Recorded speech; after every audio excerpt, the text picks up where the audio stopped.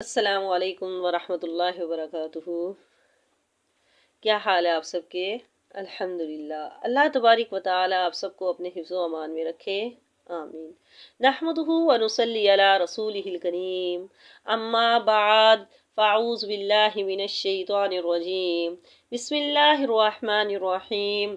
رب شرح لی صدری ویسر لی امری واحلل عقدۃ من لسانی یفقہوا قولی۔ ربی زدنی علما، اللہم زدنا علما، اللہم فقہنا فی الدین، اللہم انا نسألک علما نافعا ورزقا طیبا وعملا متقبلا۔ سورۃ البقرہ آیت نمبر 72۔ بسم اللہ الرحمن الرحیم۔ وَإِذْ، اور جب قتل تم نے قتل کیا، نفسن ایک شخص کو، فَدَارَأْتُمْ، پس تم جھگڑا کرنے لگے، فیہا اس کے بارے میں، واللہ اللہ تعالیٰ مخرجن ظاہر کرنے والا ہے، ما جو تم تھے تم تکتمون جو تم چھپاتے۔ وَإِذْ قَتَلْتُمْ، جب تم نے قتل کیا ایک شخص کو تو آپس میں اس کے بارے میں ایک دوسرے پر الزام لگانے لگے، آپس میں جھگڑا کرنے لگے۔ تفسیر کی کتابوں میں اس کی تفسیر کچھ اس طرح ہے کہ بنی اسرائیل میں ایک مالدار شخص تھا۔ بنی اسرائیل میں ایک مالدار شخص کو اس کے بھتیجے نے قتل کر دیا تاکہ اس کا وارث نہ بن جائے، تاکہ اس کا وارث بن جائے، کوئی اور اس کا وارث نہ ہو، میں ہی اس کا وارث بن جاؤں۔ پھر رات کو اس لاش کو اٹھا کر کسی دوسرے شخص کے دروازے پہ ڈال دیا تاکہ دوسرے پر الزام لگائے، اور صبح کے وقت پھر واویلا کرنا شروع کر دیا، شور مچانا شروع کر دیا، اور دوسرے پر قتل کا دعویٰ کر دیا کہ کسی نے میرے چچا کو قتل کر دیا ہے۔ تو جن کے دروازے پہ ڈالا تھا وہ انکار کر رہے تھے کہ نہیں ہم نے قتل نہیں کیا، تو اس طرح دونوں طرف کے لوگوں نے ہتھیار اٹھا لیے۔ ابھی لڑائی ہونے ہی والی تھی کہ بعض لوگوں نے کہا کہ اللہ کے رسول موسیٰ علیہ السلام سے پوچھ لو، اور پھر موسیٰ علیہ السلام نے جب حضرت موسیٰ علیہ السلام کے پاس گئے، موسیٰ علیہ السلام نے انہیں یہ حکم دیا کہ تم ایسے کرو، گائیں ذبح کر کے پھر اس کا ایک حصہ اٹھا کر اسے، یعنی جو قتل ہوا ہے اس کو مارو۔ الگ گائے اور ذبح نہیں کی گئی تھی، یعنی یہ وہی گائے تھی جو پہلے ذبح کی گئی تھی، اسی کا ٹکڑا مقتول کو مارا گیا تھا، یعنی وہ پہلے والی ہی گائے تھی، اسی کا ٹکڑا اس کو مارا گیا تھا۔ جب اسے مارا تو وہ زندہ ہو کر اس نے پھر بتایا کہ مجھے میرے بھتیجے نے قتل کیا ہے۔ وَإِذْ قَتَلْتُمْ نَفْسًا، جب تم نے ایک جان کو قتل کیا، آپس میں ایک دوسرے پر الزام لگانے لگے، آپس میں جھگڑا کرنے لگے، واللہ اللہ تعالیٰ مخرجن ظاہر کرتا ہے، ما کنتم جو تم تھے تکتمون جو تم چھپاتے تھے۔ تو اللہ تعالیٰ نے اس طرح اس کو ظاہر کر دیا جو وہ چھپا رہے تھے۔ تو اس طرح اللہ نے قتل کا راز فاش کر دیا، حالانکہ وہ قتل رات کی تاریکی میں لوگوں سے چھپ کر کیا گیا تھا۔ مطلب یہ ہوا کہ نیکی یا بدی تم کتنی ہی چھپ کر کرو، اللہ کے علم میں ہے، اللہ اسے لوگوں پر ظاہر کرنے کی قدرت رکھتا ہے، اس لیے چاہے خلوت ہو یا جلوت ہو، ہر وقت ہر جگہ اچھے کام ہی کیا کریں، اچھے کام کیا کرو، تاکہ اگر وہ کسی وقت ظاہر بھی ہو جائیں، لوگوں کے علم میں آ بھی جائیں تو شرمندگی نہ ہو، بلکہ اس کے احترام وقار میں اضافہ ہی ہو۔ اور بدی جو ہے کتنی ہی چھپ کر کیوں نہ کی جائے، اس کے فاش ہونے کا امکان ہے، اس کا خطرہ ہی لگا رہتا ہے، تو جس سے انسان کی کیا ہوتی ہے، بدنامی ہوتی ہے، اس سے اس کی ذلت و رسوائی ہوتی ہے۔ تو اللہ تعالیٰ یہی فرما رہے ہیں، واللہ اللہ تعالیٰ مخرجن ظاہر کرنے والا تھا، ما جو کنتم تھے تم تکتمون جو تم چھپاتے تھے۔ اسی طرح ایک اور حدیث ہے کہ مسیب بن رافع کہتے ہیں کہ اگر کوئی شخص 7 گھروں میں چھپ کر بھی کوئی نیک عمل کرے گا، 7 گھروں میں چھپ کر بھی کوئی نیک عمل کرے گا تو اللہ اس کی نیکی کو ظاہر کر دے گا، اور اگر اسی طرح برائی کرے گا تو اللہ اسے بھی ظاہر کر دے گا۔ پھر انہوں نے اسی آیت کی تلاوت کی، اللہ سے کوئی بات بھی چھپی ہوئی نہیں رہ سکتی، اللہ علیم بذات الصدور، وہ تو سینوں کی چھپی ہوئی باتوں کو بھی جانتا ہے۔ تو انہوں نے جو چھپایا تھا اس کو اللہ تبارک و تعالیٰ نے ظاہر کر دیا۔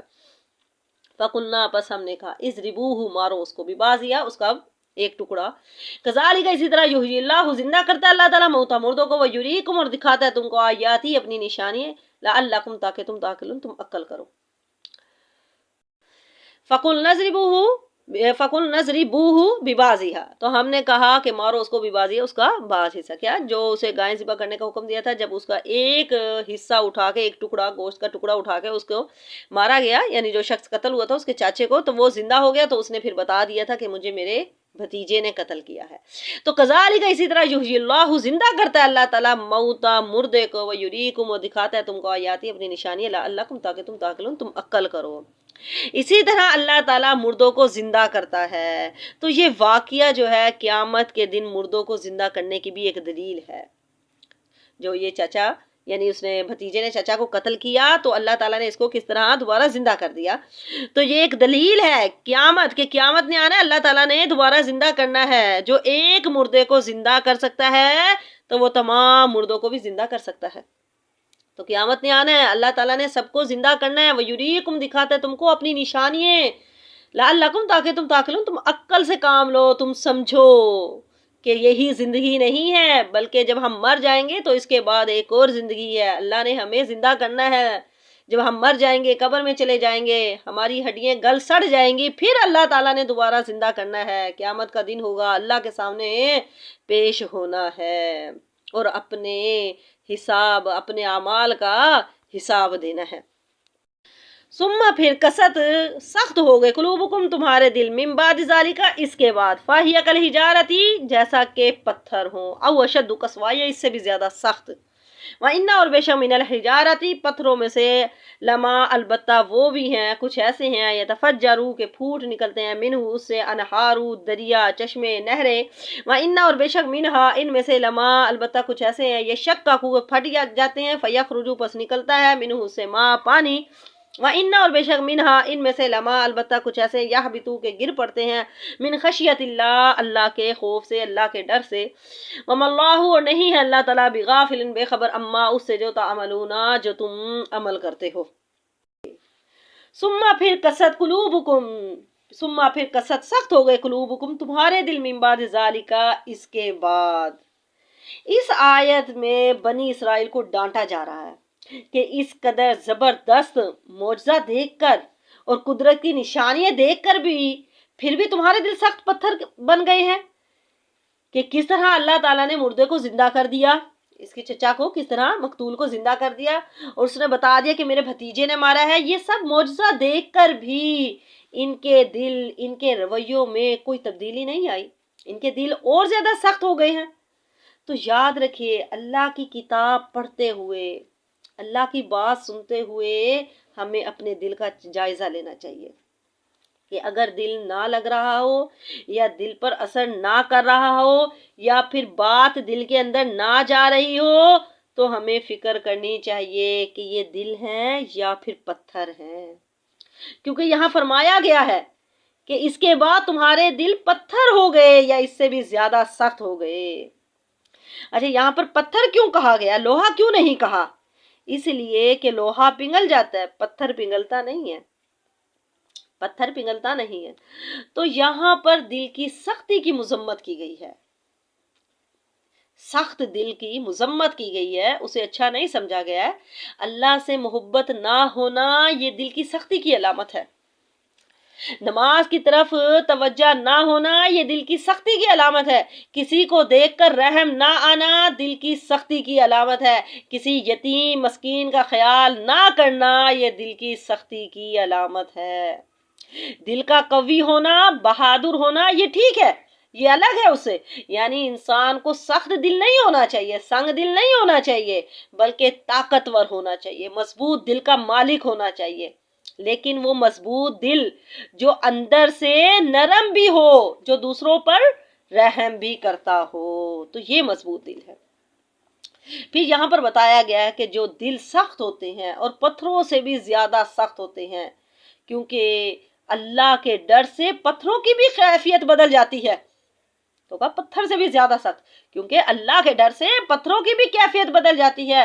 تو اس سے پتہ چلتا ہے کہ انسان کے علاوہ بھی باقی مخلوق جو ہے وہ بھی اللہ سے ڈرتی ہے. وہ بھی اللہ سے ڈرتی ہے. جیسا کہ فرمایا کہ اگر ہم یہ قرآن کسی پہاڑ پر اتارتے تو تم دیکھتے کہ وہ اللہ کے خوف سے پھٹ گیا ہے. اللہ کے خوف سے وہ پھٹ گیا ہے. یعنی اللہ کا ڈر وہ چیز ہوتی ہے جس کے بعد انسان کے اندر تکبر نہیں رہتا ہے، اللہ کے آگے جھک جاتا ہے، اپنی غلطی کا وہ اعتراف کر لیتا ہے، تو پھر اسے تکبر ختم ہو جاتا ہے. دیکھو شیطان نے کیا کیا تھا، شیطان نے کیا کیا، اس کے دل میں حسد تھا نا، تو حضرت آدم علیہ السلام کو سجدہ نہیں کیا، اپنے لیے عذاب کو پسند کر لیا، تباہی پسند کر لی، جہنم میں جانا پسند کر لیا، لیکن آدم کے آگے سجدہ کرنا، آدم کے آگے جھکنا پسند نہیں کیا. یہ ہے سنگ دلی، یہ ہے سخت دل، یہ ہے دل کی سختی. اور کچھ لوگوں کو بھی دیکھا ہے کہ وہ اپنا بڑے سے بڑا نقصان کر لیتے ہیں لیکن جھکتے نہیں ہیں، اپنی بات سے باز نہیں آتے. تو یہ دل کی سختی کی علامت ہے. تو اس انسان کے دل سخت ہوتے ہیں. اور دیکھیں بنی اسرائیل کے دل میں کیا تھا، ان کے دل میں بھی نبی کریم صلی اللہ علیہ وسلم کی طرف سے حسد تھا کہ آپ صلی اللہ علیہ وسلم بنی اسماعیل میں سے کیوں آئے ہیں، بنی اسماعیل میں سے کیوں آئے، بنی اسرائیل میں سے کیوں نہیں آئے، یعنی ہم میں سے کیوں نہیں آئے. اب یہاں پر اللہ تعالیٰ نے انسانوں کے مقابلے میں گویا کہ پتھروں کی تعریف کی ہے. ثم قست قلوبکم، تمہارے دل سخت ہو گئے، من بعد ذالک، اس کے بعد فہی کالحجارۃ، پتھروں کی طرح، او اشد قسوہ، یہ اس سے بھی زیادہ بڑھ کر. گویا کہ پتھروں کی تعریف ہے کہ پتھر بھی اللہ کے خوف سے لرز جاتے ہیں. دیکھو بے جان چیزوں کو بھی اللہ کی پہچان ہے، یہ بھی اللہ کی پہچان رکھتی ہیں. اس سے یہ بھی معلوم ہوا کہ پتھروں میں ادراک اور سمجھ ہے، سوچ سمجھ ہے، یہ محسوس حس رکھتے ہیں، یہ محسوس کرتے ہیں، یہ سمجھ رکھتے ہیں. ایک اور جگہ پر اللہ تبارک و تعالیٰ فرماتے ہیں یعنی ساتوں آسمان اور زمینیں اور ان کی تمام مخلوق، ہر چیز اللہ کی تصویر بیان کرتی ہے، لیکن تم ان کی تصویر سمجھتے نہیں ہو. یعنی یہ سمجھ رکھتے ہیں، یہ محسوس کرتے ہیں. اور ایک اور حدیث میں ہے کہ احد پہاڑ کی نسبت نبی کریم صلی اللہ علیہ وسلم نے فرمایا یہ پہاڑ ہم سے محبت رکھتا ہے اور ہم بھی اس سے محبت رکھتے ہیں.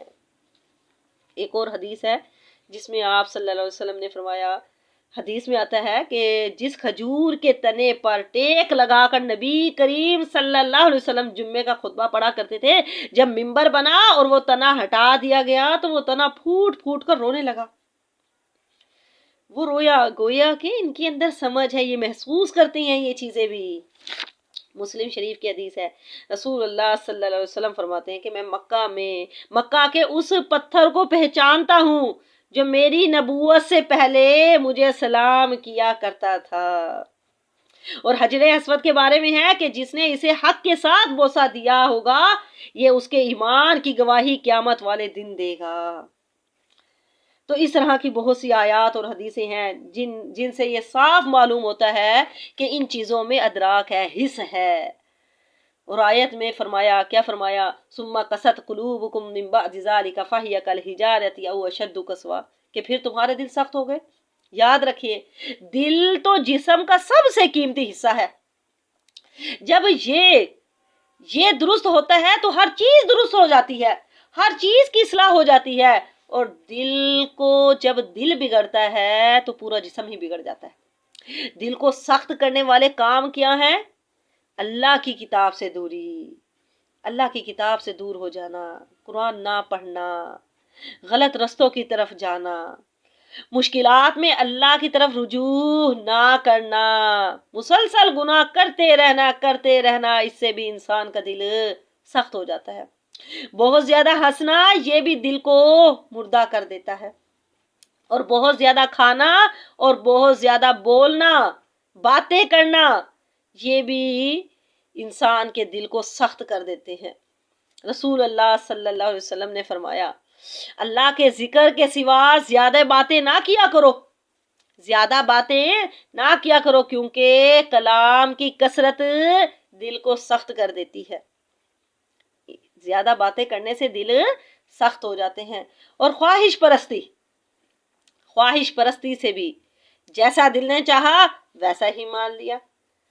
خواہشوں کی پیروی کرنا، اس سے بھی انسان کے دل سخت ہو جاتے ہیں۔ امام ابن قیم رحمۃ اللہ علیہ کہتے ہیں کہ دل کو بگاڑنے والے 5 کام ہیں۔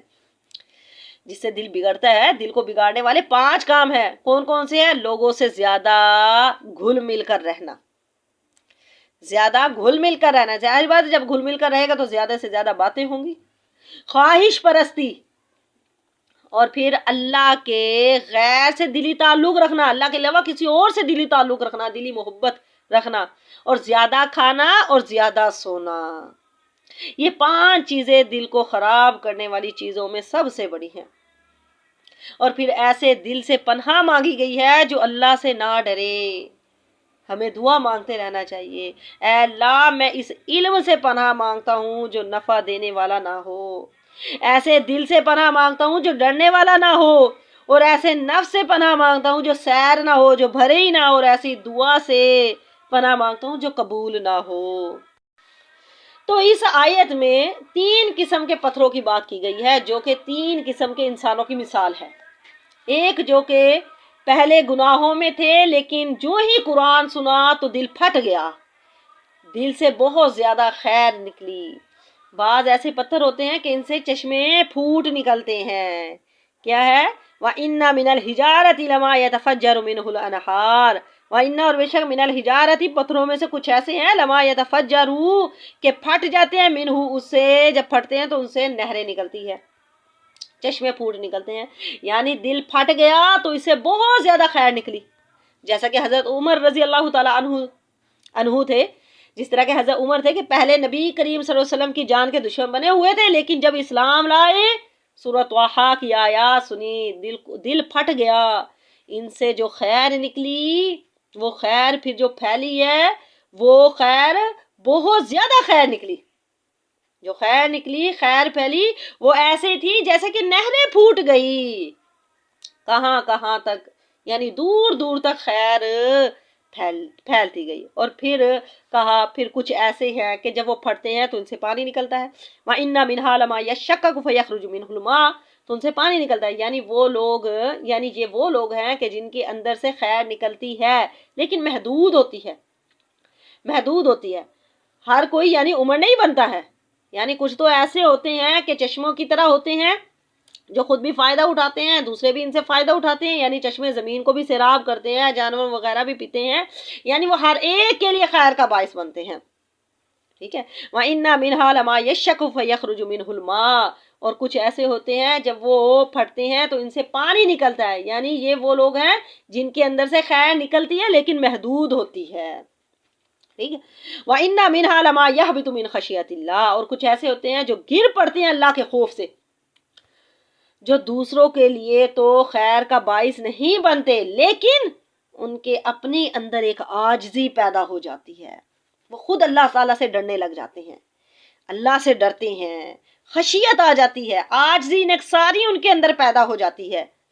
تو اللہ تبارک و تعالیٰ نے یہاں پر یہی بیان فرمایا، ثم قست قلوبکم، کہ تمہارے دل یعنی معجزات دیکھ کر بھی، تازہ تازہ معجزہ تم نے دیکھا کہ اللہ تعالیٰ نے یعنی کس طرح مقتول کو زندہ کیا، اس کے بعد تمہارے دل پھر سخت ہو گئے، تو اللہ تعالیٰ نے فرمایا وَمَا اللَّهُ بِغَافِلٍ عَمَّا تَعْمَلُونَ، وَمَا اللَّهُ نہیں ہے اللہ تعالیٰ بِغَافِلٍ بے خبر عَمَّا اس سے جو تعملون، جو کچھ بھی تم عمل کرتے ہو، اللہ ہر عمل سے باخبر ہے، اللہ تمہارے ہر عملوں کو دیکھ رہا ہے، جو کچھ بھی ہم کرتے ہیں، چاہے ہم چھپ کر کریں، چاہے ہم سب کے سامنے کریں، آہستہ سے بولیں، اونچی آواز سے بولیں، جو کچھ بھی ہم کرتے ہیں اللہ تعالیٰ سب کچھ دیکھ رہا ہے اور سب کچھ جانتا ہے۔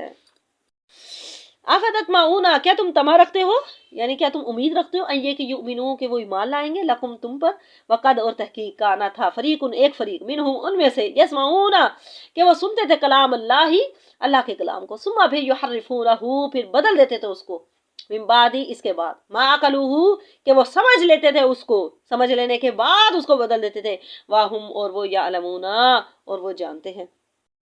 آفتطمعون ان یؤمنوا لکم، آفتطمعون کیا تم طمع رکھتے ہو، امید رکھتے ہو ان یؤمنوا کہ وہ ایمان لائیں گے لکم تمہارے لیے، یعنی اے ایمان والو تم سمجھتے ہو کہ جن کے دل اتنے سخت ہو گئے ہیں کہ کیا وہ اسلام قبول کر لیں گے، حالانکہ ان میں سے ایک گروہ ایسا ہے جو اللہ کے کلام کو سنتا ہے، سننے کے بعد اس میں تحریف کر دیتے ہیں، حالانکہ وہ جانتے ہیں وہ جانتے ہیں، پھر بھی اللہ کا کلام، یعنی ہونا تو یہ چاہیے تھا کہ اللہ کا کلام سن کر وہ اللہ کے آگے جھکنے کے بجائے الٹا اس کو تبدیل کر دیتے تھے۔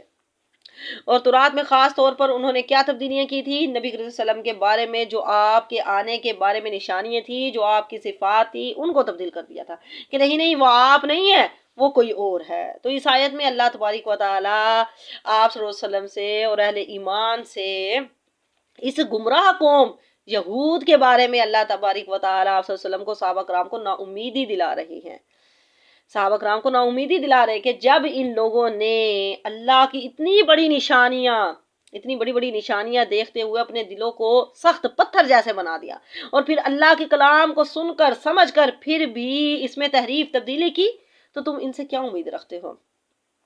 یہود جو تھے یہ لفظی اور معنوی دونوں طرح کی تحریف کرتے تھے، دونوں طرح کی تبدیلیاں کرتے تھے۔ انہوں نے تورات کے الفاظ بھی بدل ڈالے اور زیادہ تر غلط تعویلوں سے معنی تبدیل کرنے کی کوشش کرتے تھے، اور یہودیوں نے تورات کی ان آیات کو بدل ڈالا تھا جس میں نبی صلی اللہ علیہ وسلم کے اوصاف کا ذکر تھا، اور اپنی مرضی سے اپنے دل سے حلال کو حرام، حرام کو حلال کر لیتے تھے، حلال ٹھہرا دیتے تھے، حق کو باطل اور باطل کو حق کر دیا کرتے تھے، رشوتیں لیتے اور پھر غلط مسائل بنانے کی عادت ڈالی ہوئی تھی۔ تو اللہ تبارک و تعالیٰ انہی کے بارے میں فرمایا کہ تم ان سے امید رکھتے ہو کہ یہ لوگ تمہارے دین کے قائل ہو جائیں گے؟ تو آگے فرمایا اللہ تبارک و تعالیٰ نے وَإِذَا، اور جب لکھو ملتے ہیں الذین ان لوگوں سے آمنو جو ایمان لائے، قالو تو وہ کہتے ہیں آمنا ہم ایمان لائے، وَإِذَا، اور جب خلا الگ ہوتے ہیں، تنہا ہوتے ہیں، بعضهم ان کا بعض الی بعض بعض کی طرف، قالو تو وہ کہتے ہیں اتحدثونہم، کیا تم خبر دیتے ہو ان کو، کیا تم بتاتے ہو ان کو، بما جو فتح اللہ، ظاہر کیا اللہ تعالیٰ نے، علیکم تم پر، لیحاجوکم تاکہ وہ جھگڑا کرے تم سے، بھی اس کے بارے میں، عند ربکم تمہارے رب کے نزدیک، افلا کیا نہیں تعقلون تم عقل نہیں رکھتے ہو۔ وَإِذَا لَقُوا الَّذِينَ، وَإِذَا لَقُوا، جب ملتے ہیں ان لوگوں سے آمنو جو ایمان لائے، قالو تو کیا کہتے ہیں آمنا ہم ایمان لائے۔ تو اس آیت میں بعض یہودیوں کے منافقانہ کردار کو بیان کیا جا رہا ہے۔ بعض یہودی ایسے تھے کہ جن میں یہ نفاق پایا جاتا تھا، وہ کیا کرتے تھے کہ وہ مسلمانوں میں تو اپنے ایمان کا اظہار کرتے تھے، اپنے ایمان کا اظہار کرتے تھے کہ ہم تمہارے ساتھ ہیں، لیکن جب وہ اپنے مریدوں سے الگ ہوتے تھے تو کبھی کبھی حق بات بھی کہہ دیا کرتے تھے، اور جب مسلمانوں سے ملتے تو کہہ دیا کرتے تھے کہ تمہارے نبی سچے ہیں، یہ برحق ہیں، یہ برحق رسول ہیں، ٹھیک ہے، اور جب آپس میں ملتے تو ایک دوسرے کو پھر ملامت کرتے تھے کہ تم مسلمانوں کو اپنی کتاب کی ایسی باتیں کیوں بتاتے ہو جس سے نبی صلی اللہ علیہ وسلم کی صداقت واضح ہوتی ہے، اس طرح تو یہ تم پر چھا جائیں گے اور اللہ کے ہاں تمہیں لاجواب کر دیں گے، اور پھر جھگڑیں گے کہ تم نبی صلی اللہ علیہ وسلم کو جانتے تھے، پہچانتے تھے، پہچاننے کے باوجود بھی تم ان پر ایمان نہیں لائے۔ یعنی اس سے کیا پتہ چلتا ہے؟ اس سے یہ پتہ چلتا ہے کہ وہ نبی کریم صلی اللہ علیہ وسلم کو پہچانتے تھے لیکن پھر بھی ایمان نہیں لائے۔ تو انہیں آپس میں کیا کہتے تھے؟ آفتعقلون، تم عقل نہیں رکھتے، تم کیوں بتاتے ہو آپ صلی اللہ علیہ وسلم کی صداقت کی باتیں؟ تو آگے اللہ تعالیٰ نے فرمایا اولا یعلمون، کیا وہ نہیں سمجھتے، یعلمون کیا وہ نہیں جانتے، ان اللہ بے شک اللہ تعالیٰ یعلم جانتا ہے، ما جو یسرون وہ چھپاتے، وما اور جو یعلنون جو کچھ وہ ظاہر کرتے ہیں۔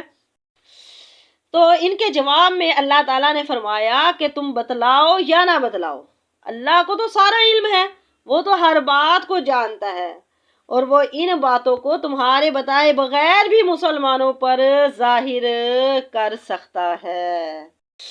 وَمِنْهُمْ، اور ان میں سے امیون ان پڑھ ہے، لا نہیں یعلمون وہ نہیں جانتے، الکتاب و کتاب کو، الا مگر امانیہ یا آرزویں ہیں، وَإِنْهُمْ اور نہیں ہے وہ، الا مگر یظنون وہ گمان کرتے ہیں۔ وَمِنْهُمْ اور ان میں سے امیون ان پڑھ ہے، امی ہے، امی کہتے ہیں جو لکھنا پڑھنا نہ جانتا ہو، یعنی اللہ کی کتاب کو نہ پڑھنا جانتے ہیں، یا پھر اگر پڑھنا آتا ہو یعنی قرات کرنی آتی ہو لیکن اس کے معنی نہیں جانتے، تو ان کو امی کہا جاتا ہے۔ تو اس آیت میں قرآن کو نہ سمجھ کر پڑھنے والوں کی مذمت بیان کی گئی ہے، جو صرف تلاوت کرتے ہیں، بس پڑھنا جانتے ہیں لیکن انہیں معنی کی کچھ سمجھ نہیں ہوتی۔ تو وَمِنْهُمْ ان میں سے امیون ان پڑھ ہے، یعنی اللہ کی کتاب کا علم نہ رکھنا انسان کو جاہل بنا دیتا ہے، انسان کو جاہل بنا دیتا ہے۔